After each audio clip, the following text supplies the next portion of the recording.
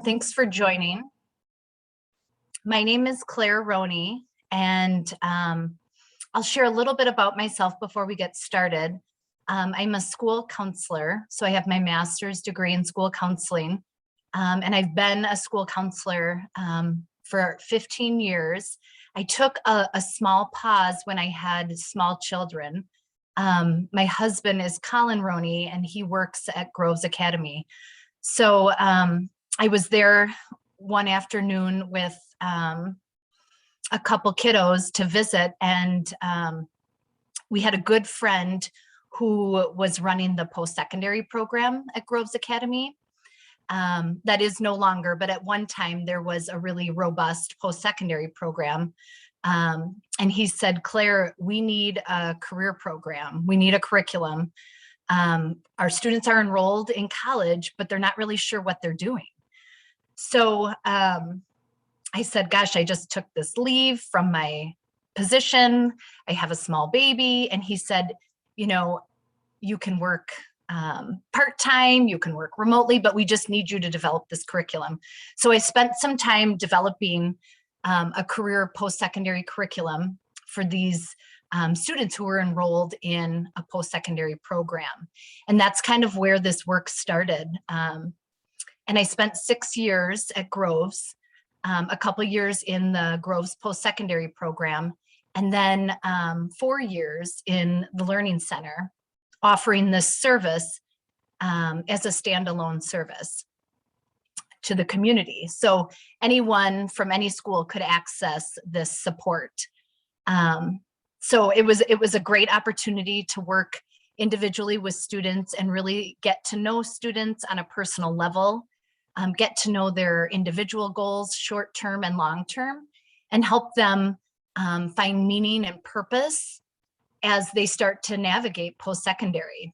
So that's a little bit about me. I will get started. Again, feel free to ask questions. I'm happy to stop along the way and answer any questions. So the goal of this presentation is to provide information that helps young adults find purpose and meaning to future post-secondary plans. So again, students are in school for a long time and they have to be, but when it comes to post-secondary, they now get to make choices. Choices about whether to attend, choices about where to attend. And for a lot of our students that have a learning diagnosis and school hasn't come super easy, it is an important decision to think about, what do I want to do next? And do I want to continue in some kind of post-secondary education or training program? And what would be the right fit for me as an individual? And so really what I worked to develop in terms of this curriculum was self-exploration, really understanding myself, and then how that connects to careers, and really exploring and doing a deep dive, looking at different career fields, equals post-secondary options. So I think a lot of the students that I was working with, especially those first couple of years in the Groves post-secondary program, just thought, well, I've graduated high school. I don't know. I guess I'll enroll in some kind of a post-secondary institution because that's the next step. Or that's what everybody's doing around me. Or that's what the expectation is at home, is that I enroll in some kind of post-secondary institution and then I'll figure it out. And there used to be a time, and I think a time when I enrolled in post-secondary, where that was kind of the mentality, was you go to college and you have an experience and you figure it out as you go. And for a lot of students, that works. And that's okay. And a lot of students, again, we're still evolving, we're having life experiences, we're meeting people, we're taking a variety of classes, and we're figuring out what we like and what we don't like.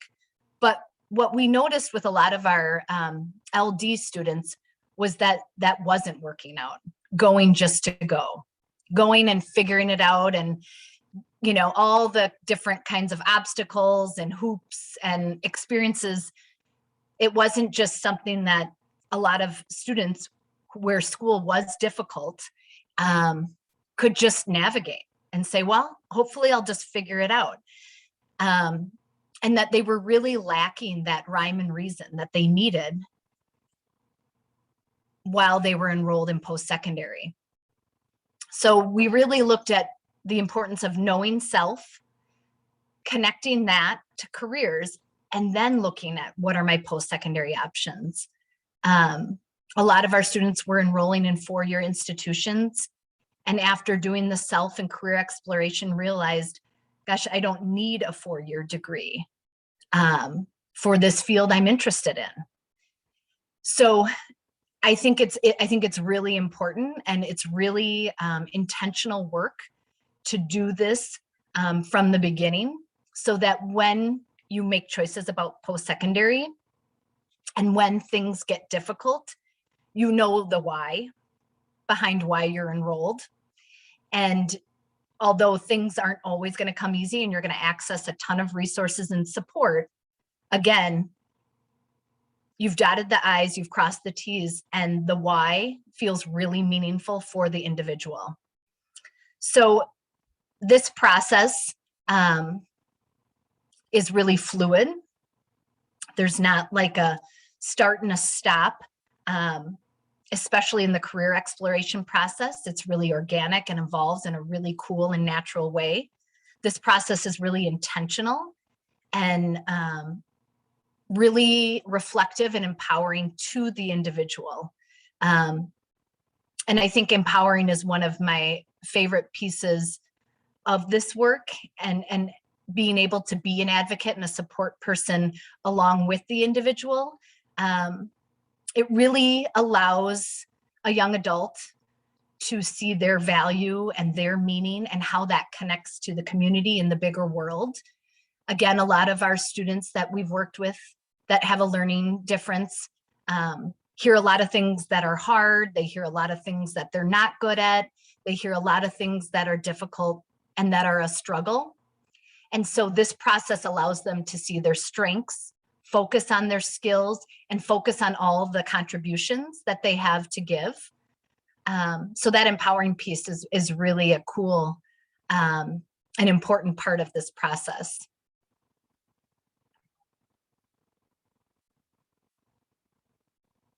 Any questions before I move on to the next slide?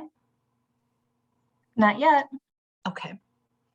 So the self-exploration process is where we begin. And this is such an important piece because it's that self-discovery, being able to identify all the different components of self, and then also being able to articulate who am I? And that the big piece with this process is learning how to be a self-advocate. So these are the things I really like. These are the things that I don't. These are the areas that I excel in, and these are the areas that I don't. And that is really huge when it comes to students with a learning difference. That self-advocacy piece is huge, as a lot of teachers and professors will wait for students to be the ones to advocate for them, for themselves. And it's one of the biggest pieces of success when it comes to post-secondary is student self-advocacy. So in this process, we work on that, not only being able to identify, but being able to articulate. And these are the important areas that we focus on. So again, interests, what do I like? What am I curious about? What am I naturally curious about? If I have free time, what am I looking up? What am I researching? What do I gravitate towards? What do I want to know more about? These natural curiosities that we all have. And I think it's important to think outside of school as well. I work with a lot of students who kind of look at those core academic areas. Well, math, science, social studies, English. And yes, those are important areas, but there's so many other areas outside of the school walls that we can focus on in terms of our interests. And so we're really looking at Not only some of those academic areas during the school day and some of those pieces, but also outside of the school as well. Skills and strengths. What am I good at? Where do I excel? And again, academic, technical, and soft skills. And I think the example I have for the soft skills, and I think it's a personal example, is growing up as a kid. I was a communicator. I loved to communicate with my friends. I loved to listen to people tell stories. I always gravitated towards helping people who were in some kind of a difficult situation, whether it was peers, people I knew, people I didn't know. And I didn't realize that that type of communication, that type of empathy, that type of helping skill set would directly connect to careers. And again, I was searching for myself through some of those academic core areas. And my whole life, I think I gravitated towards counseling, but I didn't discover that till after I graduated college, because again, I wasn't able to make that connection between those soft skills and who I was to careers. So I went off to post-secondary, majored in something completely different, thinking I needed to do something that was within my family, and realizing after college, having some really amazing experiences, that no, these skills that were a part of me since the time I was a kid were actually skills and strengths of mine that equated to a career. And then I became a school counselor after college. So that's one of my own personal examples. Passions, what do I love? What do I get excited about? Struggles, what is difficult? What does not come easy? What are things that I don't want to do, that I wish I never had to do again? It's important to identify those as well, the things that are really hard and the things that are difficult. And then looking at our learning differences. So what is my learning difference? How does it impact my learning day to day? How does it impact my life outside of school? What works for me in the classroom? What works for me in my home life? How do I monitor assignments? How do I track important things that I need to do? And what does not work? So super important for kids with learning differences to be able to articulate all of that to teachers, to employers, to family members, to all the different people that we come into contact with. And that will help with that self-advocacy piece in terms of how do I best learn and how do I best operate. And again, this is a journey. This doesn't go away. This doesn't get all figured out. And it changes based on your different different places that you are in life, right? Like how you operate academically in terms of executive functioning skills may look a lot different than when you're in your job, and how you're able to utilize technology and how you use that to take breaks or to monitor meetings. That will look different than the classroom. And so it is a journey that is a lifelong journey. But having that knowledge of self and having that knowledge of this is what I need and this is what I don't need is really important. And then, oops, I think I moved on too quick. One important piece, and I read this in one of the resources that's listed, and I really connected with this, and this is something that I work with a lot of our students on, especially the students that have been harmed and hurt through our academic system.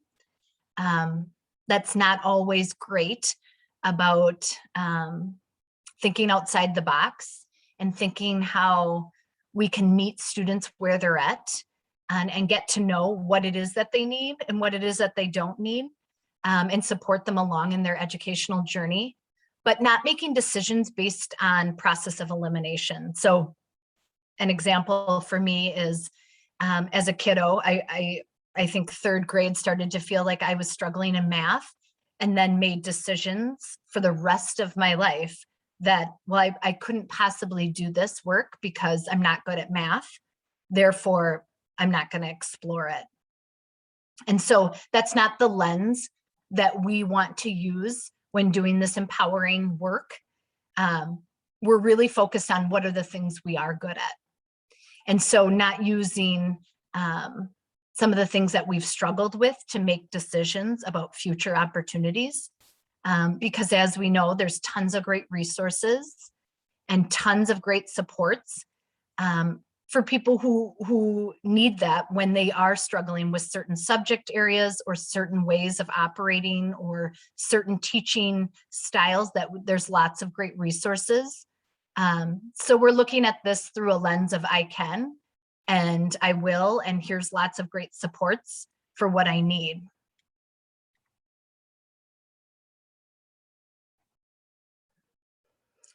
So in terms of gathering this information for the self-exploration, there's lots of great tools out there.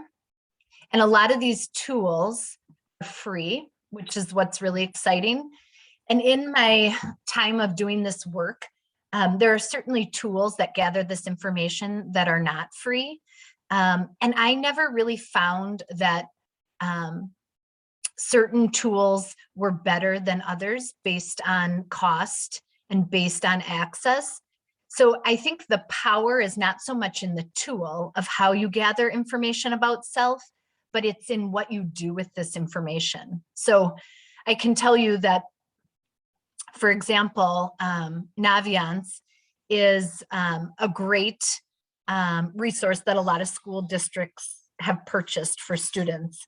And it's a great option that students take advantage of. And in my school, students will access Naviance with some support in terms of introduction on their own. And so they'll take like a career interest profile, or they'll take an interest assessment, and they get these results, and then they go, okay, well, now what?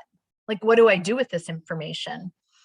And because there's hundreds of students, we don't always get the opportunity to go through all the different assessment results with students and then connect them to, okay, so if these are different career areas that are connected to your interests or connected to your skills, here are classes you could be taking at school right now.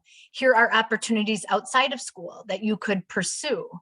If these are areas of interest, here are professionals that you could be connecting with to learn more.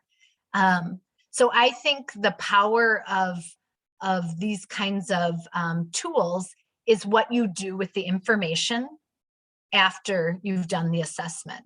And this is the information that then helps students figure out, okay, based on my interests, based on my skills, based on the answers in these assessments, that's how I connect it to careers. And that's how I figure out which areas I might lean more towards, which areas I want to learn more about, which classes might give me more insight into these different fields. So the first tool is all about me. And that's a tool I created that really goes deeper into some of those passions, some of those strengths, really some of those empowering pieces of self that I didn't find in some of these other inventories. And then there's just a list of different interest inventories that people can access. CareerWise is a great site. Again, Naviance comes with a lot of different school districts. Career One Stop. Minnesota Office of Higher Ed has an interest assessment. And then number 3, what I have found is that some of this information is really kind of embedded in individuals. It's feedback that we have heard from maybe family members, teachers, peers, coaches, family, friends throughout our lives, but we didn't always know what to do with that information. So it's not like when we're gathering this information that students say, gosh, I've never heard any of this before. Sometimes this information is not new, but they weren't always sure what to do with this information or how to connect it and make those next steps. Sometimes there is some new information and they go, oh my gosh, interesting. I don't know if I would have noticed that about myself. So sometimes it really reiterates some of the strengths and feedback we've heard through our lifetime. And sometimes it brings about some new thoughts and connects some of our skills and interests to fields that we might not have known.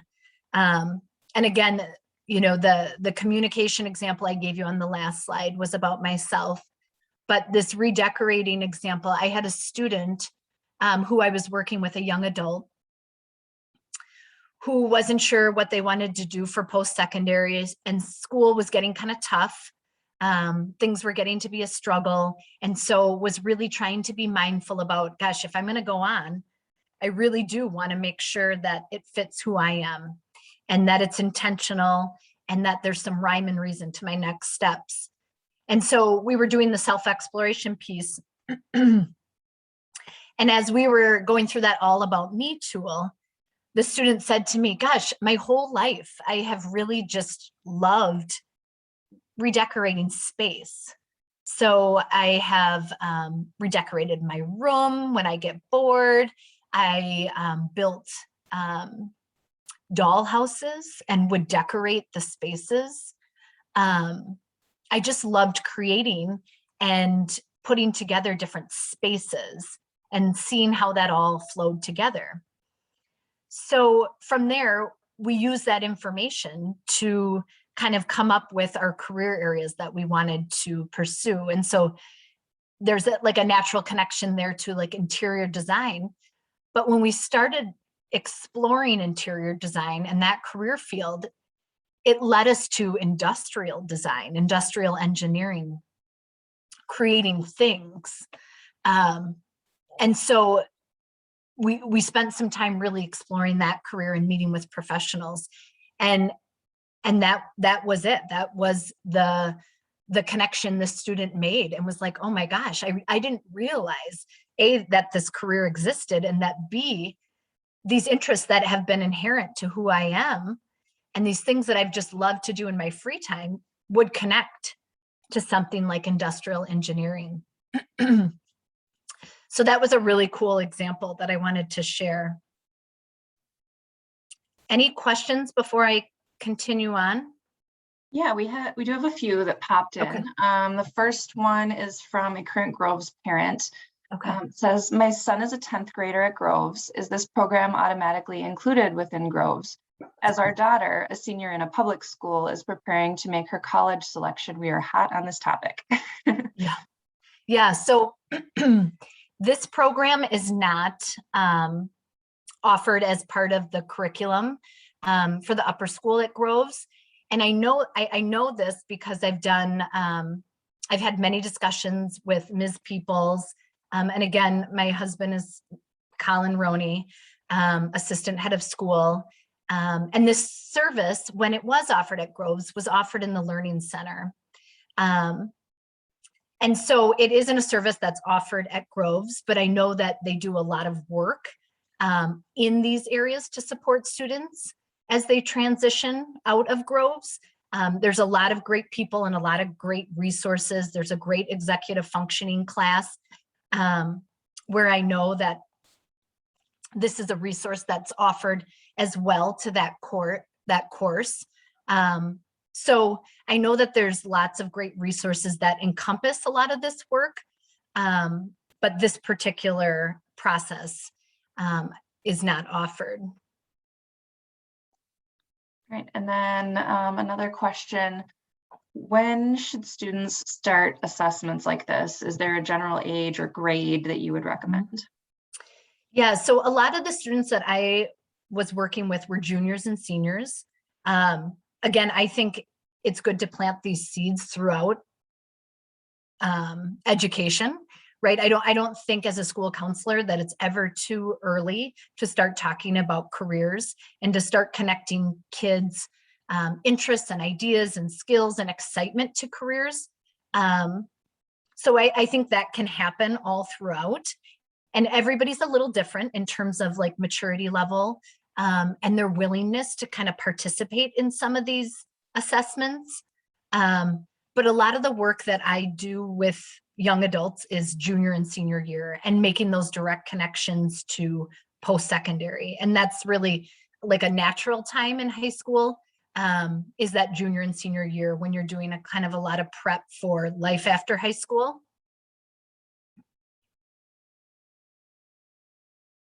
We have one more question that just came in.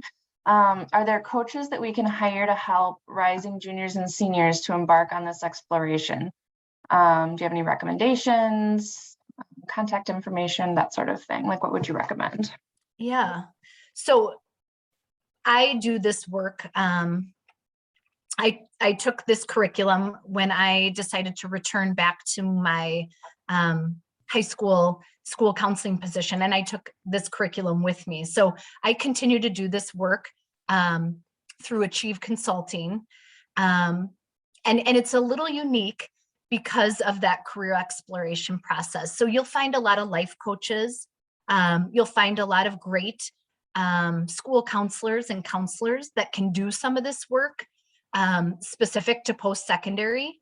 But I think what I have found unique about this process is taking those that self-exploration piece and connecting it to careers and going out and exploring those careers.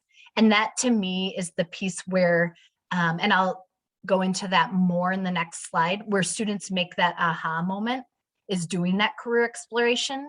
They start to connect, again, those pieces of self to real life careers.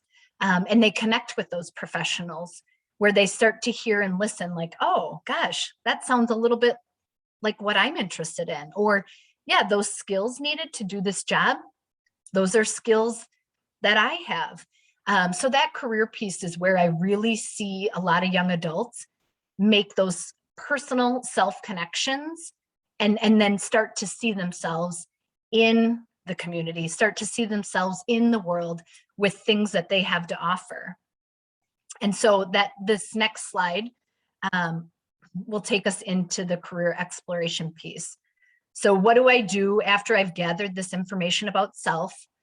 I've looked at the inventories, we've debriefed the results, we've really done a lot of work on my skills, my strengths, my interests. Now what?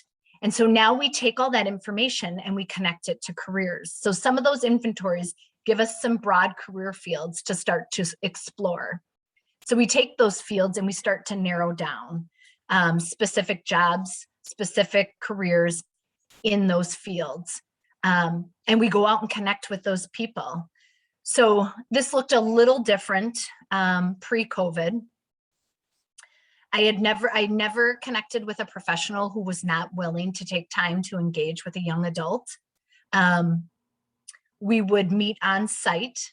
Students would prepare meaningful questions. Again, questions that had to do with what skills are needed to do this job. How did you get interested in this job? What's a day in the life like? What education is needed? And the student comes up with these questions. What is it that you want to know? What information is helpful? And then taking this information from the professional, being able to see and hear this information from the source and connect it back to self. And again, there's lots of ways to do this. And it's like an old-fashioned informational interview. Let's meet for coffee, whether that's off the job site, on the job site, to really ask informative questions. But then when you have that information, you then take it and connect it back to you. So what did I hear today that I connected with? Again, when I heard that these were the different skills needed to do this job, are these the skills that I have? This bit of information made me a little bit nervous. I know that this is not an area that I have loved, or it's not an area I enjoy. And so when this professional said this was an area that was needed, that makes me question, that makes me wonder. And maybe I'm going to cross this career off my list, or maybe I'm going to do a deeper dive. But this information was really helpful. This information I got really excited about. This information, I said, no thanks. So the biggest piece of this is, again, collecting meaningful information based on the questions the young adult has come up with, and then taking that self-exploration piece and connecting it back to the information we just have received. I would attend these meetings with the students, and I would be there writing down the information that we're gathering, so the student can really be present in the conversation and we can document all the good information that we're getting. A lot of times job shadows would be offered. So come and see our organization, come and see the space, come check out this machine. So a lot of students I worked with were hands-on learners, and a lot of them were looking at different trades and different manufacturing industries, which are highly in demand. And so we would take different tours of organizations. A lot of my students were interested in schools like Dunwoody, where they were very hands-on kinds of learning organizations. And we would get in there and we'd touch the machines and see the machines. And that would really, again, you'd start to see that spark, that aha moment, that, oh my gosh, this is so cool. I am really connecting to this. And I am seeing and feeling and hearing all of these pieces that are exciting, that bring me hope. And so that's the power of this work, is really in this career exploration. And that's that empowering piece of, I have something meaningful to offer. I have something to give. I have skills that are needed. And again, just as important as connecting to different fields is also realizing this isn't a good fit for me. So in this process, we explore anywhere from 5 to 8 different career areas on average, depending on the length of time. And there are always a handful of careers where students are checking it off, saying, no thanks, absolutely not. This is not a good fit. And that's equally as important as connecting to careers that you're really excited about. Because again, I worked with a lot of students who were enrolled in post-secondary, and after a semester, after 2 semesters, put on probation due to academic grades, and then be asked to leave. And these students would feel like, okay, I guess post-secondary isn't for me. I guess I'm just not cut out for college. I guess I'll have to do something else. And I would work with these students and say, it's not necessarily post-secondary is not for you. Maybe this wasn't the right school. Maybe this wasn't the right program. Maybe this wasn't the right fit. And so let's go back to self and explore that first, connect that to some career areas to then determine what should our post-secondary look like. And so that piece is pretty powerful, not only for the students who are being proactive during high school, but also for the students who maybe didn't have a good semester, they didn't have a good first year, and they're feeling really bummed out. They're feeling like, gosh, I'm just not connecting to anything. What do I do? So again, the important piece of really finding yourself and connecting that to communities,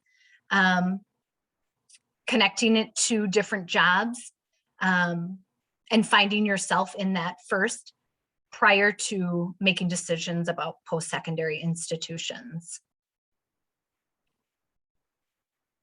Questions about the career exploration phase of the process? None right now. So if anybody has Okay. any, get them in the chat for us.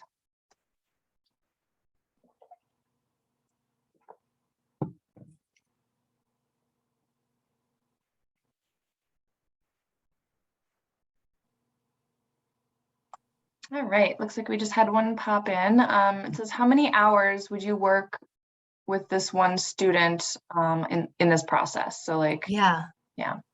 So it's typically a 3-month process. And that's, it varied when I did this work at Groves, we kind of varied. We had kind of a quick, kind of a mini process and then a longer, more extended process. And really the unique part about this work is that it's really dependent upon the individual's personal goals, as well as hearing from parents and guardians what their goals are as well, and using those goals to guide the work. So for a student or a young adult that doesn't have any idea, I don't know what I want to do. I'm not really sure what I'm good at. I don't know. We start from the beginning, and that's really that 3-month deep dive process. I did support students and work with students who did have some ideas. Gosh, I am interested in some different medical or health oriented fields. I'm really trying to decide between maybe PT, physical therapy, and nursing. So I know that this is my area of passion, but I really want to explore these particular career fields first. So in this work, I'm using those personal goals to really guide our process. So it's not goals that I've come up with. It's not goals that I just use from parents and guardians. It's really taking into account what is it that the student wants to achieve in this process, and listening to where the parents and guardians' hopes and goals are as well, and using that to drive the work. So it looks different for each individual, which it should, but those goals drive the work. And typically that can happen within a 3-month period of time. I will say, when COVID began and I was doing this work through Achieve Consulting, and we were connecting with professionals virtually, the process moved fairly quickly. Professionals didn't have a ton of things going on. Everyone was adjusting to this virtual working remotely, and we were able to connect with quite a few professionals virtually pretty quickly, which was exciting because then we just got to explore more career fields. But I have had students who have looked into 1 or 2 career fields and have said, yep, this is it. Like, this is it. I've connected. I'm excited. This is great. And then I've had other students where, again, as I mentioned, it's this kind of organic process where we started in one place, and then the professionals are just amazing in terms of, gosh, I heard you mention this. I heard you talked about this, and this being an area of interest. Have you thought about this career field? Which then leads us to a different professional, maybe a professional we wouldn't have thought of at the start. So I had one high school student who said, I don't know, I like English. I'm good at English. I like to write. And that's always been a subject that's come a little bit easier to me. So we were exploring different writing careers, and we met with an author who was talking about, oh my gosh, I'm drawing a blank now, on the career area that I knew nothing about. But they, now I can't think of the career. It was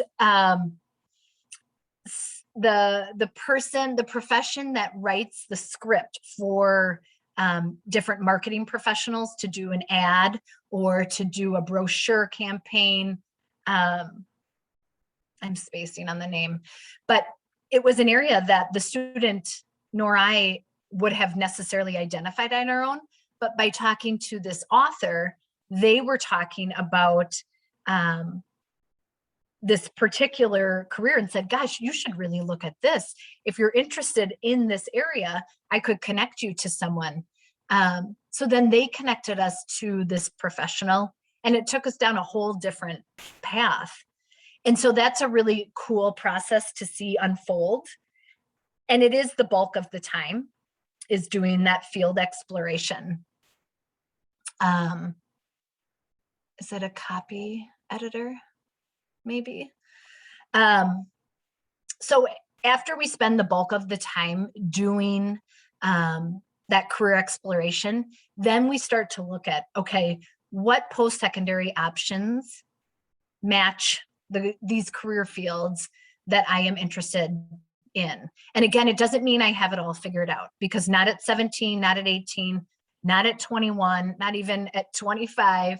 I worked with not only young adults, but adults who were in kind of a crossroads. We don't have it all figured out, but we definitely have an idea of, these are the things I gravitate towards. These are the things I like. These are different jobs or different career fields that really sparked an interest. And so now going into that next step of choosing a post-secondary institution, I now have some ideas. It's a daunting process. There's a lot of options. It's really expensive. So it's really great to be able to articulate, these are the things I like. These are the things I lean towards. I picked a college because it was a college that was familiar to me.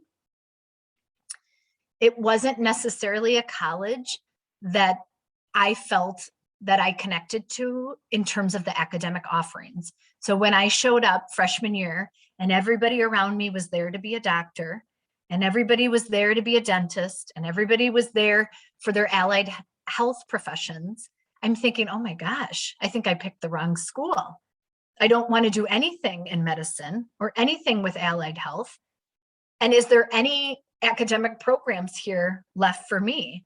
And of course there was, but I think had I been more mindful of some of those soft skills and some of those pieces that were kind of inherent to who I was, I think I would have looked at post-secondary options differently, knowing what it is that I was really passionate about.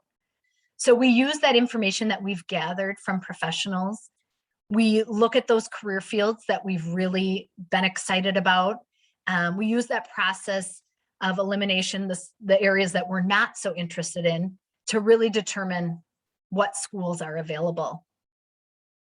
What schools have the academic programming that match my interests, my skills.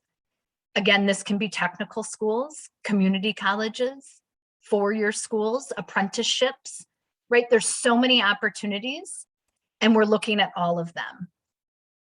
And I think what's been exciting as a school counselor, what I've noticed through my time as a young adult and then an adult in this profession, is that we've really moved away from that four-year mindset.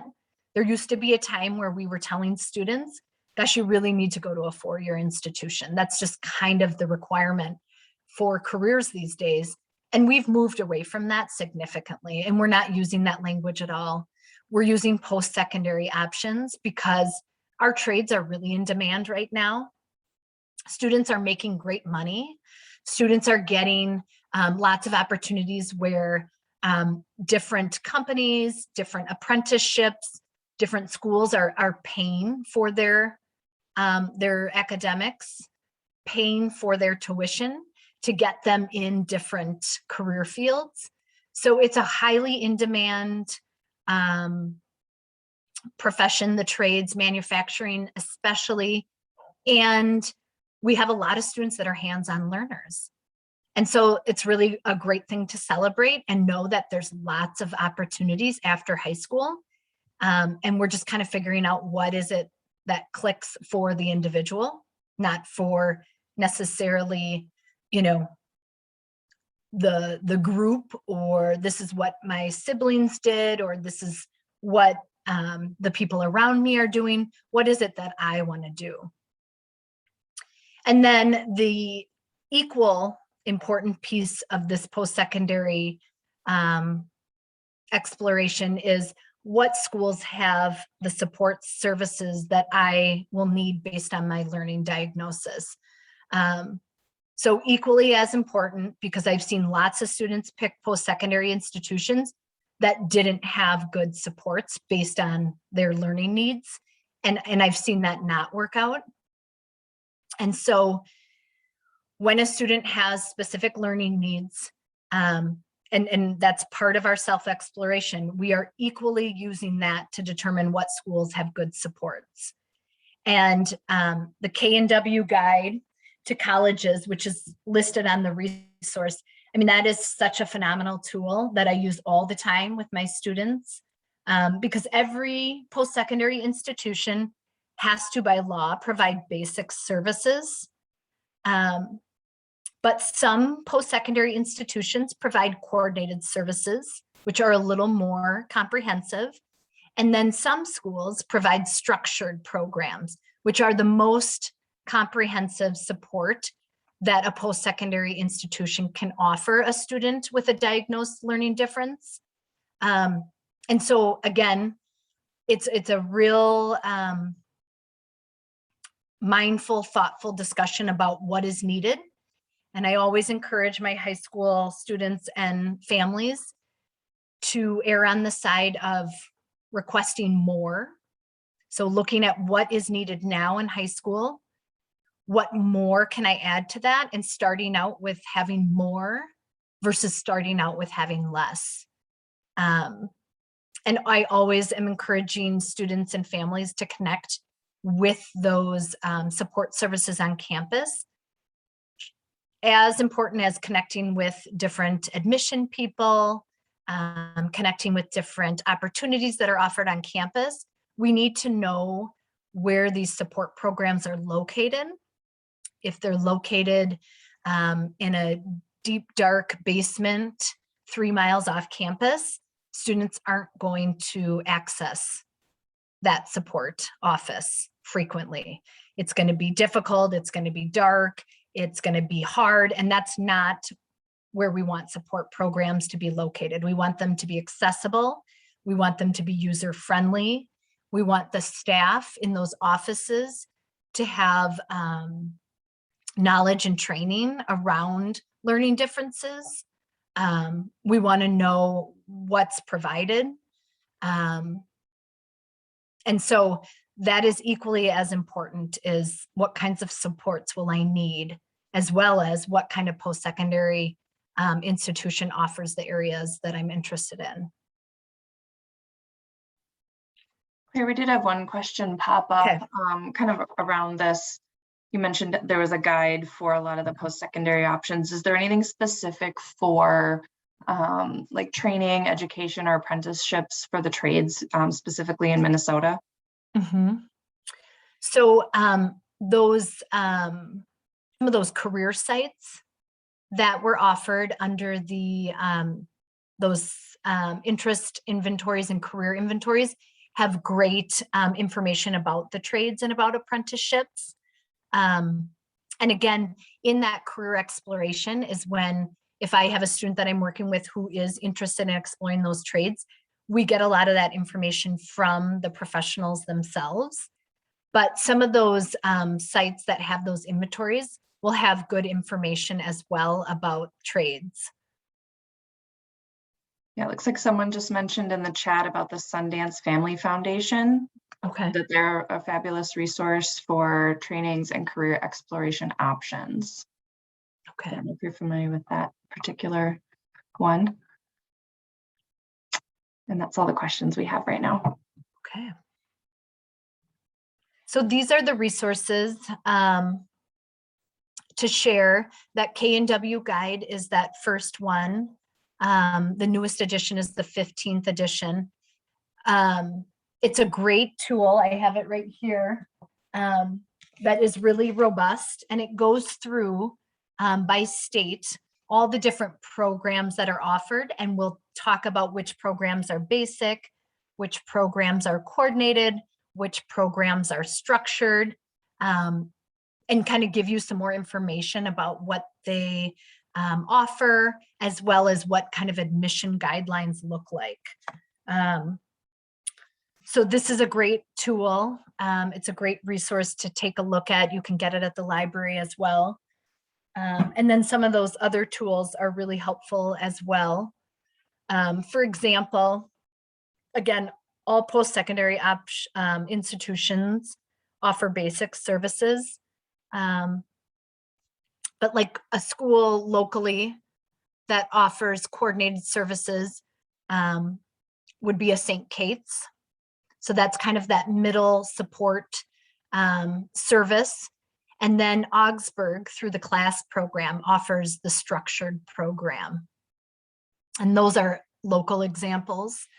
And so a structured program is really involved. It usually comes with an advisor or a counselor that a student can meet with. And I've seen that with a student that I was supporting who attended Augsburg. They were meeting with a counselor bi-weekly through the class program.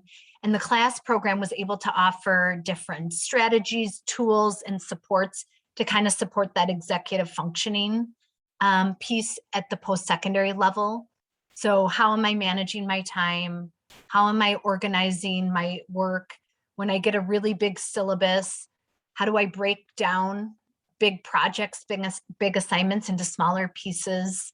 Again, this is where that self-advocacy piece comes in. The class program and many of these structured programs and the coordinated programs have a ton of supports available, but a student really needs to be able to identify what is it that they need. Lots of stuff is available, but if you're not seeking that out or saying, gosh, this is hard for me, and I know this about myself, then it's really hard to know what resources to point students in, or gosh, let's meet to go over some strategies to focus on breaking big assignments down into smaller chunks. So again, tons of support, but it really, at that post-secondary level, it really depends on self-advocacy, not only with professors, but also with the support programs on campus. So those are the resources I have available. I'm happy to open things up for more questions. And then my personal information's on here as well, if that feels like a better fit to maybe ask some individualized questions. I'm happy to do that as well at a later time. Looks like we do have one more question. Okay. From a mom of a 10th grader at Groves. Basically, she wants to know, should she be starting now? I know you said 11th and 12th grade, but would starting now with the self-interest inventories to get him thinking about himself and identifying likes, dislikes, etc., be helpful? Yeah. I mean, again, I think it really depends on the individual and when they're ready to kind of engage in the process. I've done the process with students, young adults that are younger than junior and senior year, and they're excited and motivated and want to make those connections and are really thoughtful in their responses. I've also worked with young adults who weren't ready and were like, I don't know. And so that was a good sign that, gosh, maybe we're not quite ready yet to do this. So I think it's really knowing your student and knowing where they're at. I think it's really helpful for young adults that are struggling, young adults that are struggling with self-confidence and feeling like, gosh, I'm not good at math, I'm not good at science, or this, the academics really are tough. And so as I'm trying to think outside the box, and maybe, family is telling me, yeah, mom, yeah, dad, I know, or I've got siblings that have been really successful in certain post-secondary institutions. And so there's some of that compare and contrast. I think it's good for young adults to start to do some of this work, depending on where they're at, to start to say, oh, okay, yeah, gosh, I didn't know that. Or yeah, no, I did know that. This is really exciting. And now I have some ideas. So I do think, that whole 4 years of high school, there are lots of opportunities to do this and do it many times, because again, kids are changing and growing and evolving. And we introduce it at our high school throughout the 4 years. So again, some kids are more engaged and ready and really being thoughtful, and some students aren't. And that's okay to pause and say, let's come back to it at another time. Okay, and kind of a follow-up, and I think you addressed part of it about pausing and coming back to it if they aren't ready. Also, would you recommend volunteering to help figure out what they like? Yeah. I think any outside opportunities are really valuable in exploring. And I think that it really takes having different unique experiences, meeting different kinds of people, seeing and feeling different environments to make some of those personal connections. Um, and volunteering is a huge piece. Schools don't want to just see your academic involvement. They don't want to see just the academic numbers. They want to see the whole human. They realize that when young adults are moving into post-secondary, it's not always just an academic experience, right? There's all sorts of other things that people are going to get involved in and get excited about. And so you're bringing that whole self to post-secondary. So high school is a great time to try different things, to take risks, to get outside of your comfort zone. I remember in high school went and volunteered at a domestic violence shelter. Again, I don't know how I didn't make some of these connections to counseling and advocating, but the women at the domestic violence shelter would take breaks, and they would have volunteers come in and read to the kids. And so that was a powerful experience. And then after college, I spent 2 years doing AmeriCorps because I wasn't sure what I wanted to do after I graduated. And it was those 2 years working with mental health adults who were homeless, and young adults who were trying to navigate the college system that led me into pursuing the degree in school counseling. So I'm a huge proponent of students getting out there into the fields, into the environments, and utilizing their senses to make connections to information, especially in this like technological world where young adults are finding lots of information online, which technology can be a true gift. But we are really trying to encourage young adults to have experiences where they get to see, feel, and connect to information outside of a computer. Okay, there's another question too, just around the age range of students, young adults that you or your equivalent would work with. Is there kind of an age cap on that, where as opposed to an older adult that you would recommend use a different type of service? Yeah, so there isn't a cap. And really, I think this work is powerful for anyone that's at a crossroads, right? Like a what next? I'm not really sure what comes next. And that might be reassessing an undergrad experience. Like I shared, I had some students that paused mid post-secondary experience to regroup. I'm not really connecting. This is hard. I was asked to leave. I don't know what to do next. And then I had adults that had finished post-secondary education and were trying to figure out next steps. And then also adults that had gone on without any kind of post-secondary training, and went on to have some life experiences, which is another powerful opportunity, whether that's to go out and work, whether that's to go out and volunteer. Some students will do like a gap year and then say, okay, I've had some time, I've had some personal experiences. I feel a little bit more ready to start to think about who I am and what my opportunities might be. So I don't think that there's an age limit on this work. I think it's for anybody that's kind of stuck and ready to move forward with some rhyme and reason, thinking about self. Great. Well, if anybody else has questions, get them in the chat or the Q&A so we can get those answered for you.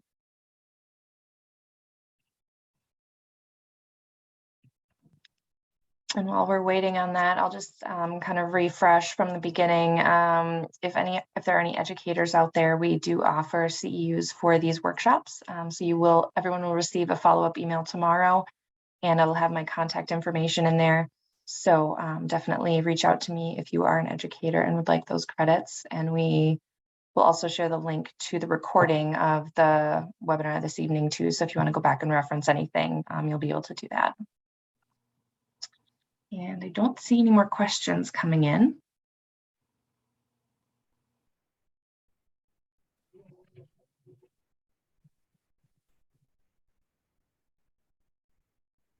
And again, I'm happy to be a resource, happy to connect people to information or resources in the community. My email is there and my phone number, so don't hesitate to reach out. This work is so unique in the sense that really getting to know an individual and really getting to figure out who they are and watch them connect some of those dots to meaningful careers and jobs in the community, and watching them feel empowered about self, and seeing themselves in the bigger community and in the bigger world is really such a cool process to be a part of as a support person and as an advocate. So I love the work, and that's why I've continued to do it. And I'm happy to be a resource in the community. Looks like we do have one more question that came in around any advice on gap years. Yeah, so there's lots of great gap year information out there. I know that in the past, Groves had a gap year fair, which was really great. And again, similar to post-secondary, it's pretty extensive. And I think when making decisions about gap year programs, again, that knowledge of self, because again, there's a variety. There's some that are really kind of focused on some academic pieces, some that are really focused on supporting and helping communities, some that are really focused on building and expansion in terms of like natural resources. So like environmental programs, social programs that focus more on connecting humans, and having experiences together and traveling. So lots of great programs, really extensive. And I'm not sure, again, with COVID, Groves had a great college fair and a great gap year fair. So those might be resources to look into. Yeah, and those were both paused, obviously, with everything going on. Okay. I do have information on the gap year fair that used to be held at Groves. We actually worked a lot with Southwest High School in Minneapolis, and they are actually hosting it now. Again, COVID kind of threw a wrench in their plans, but they did host it the last time, and I'm sure are planning on, when they're allowed to again, to do it. So that could be a resource in future too.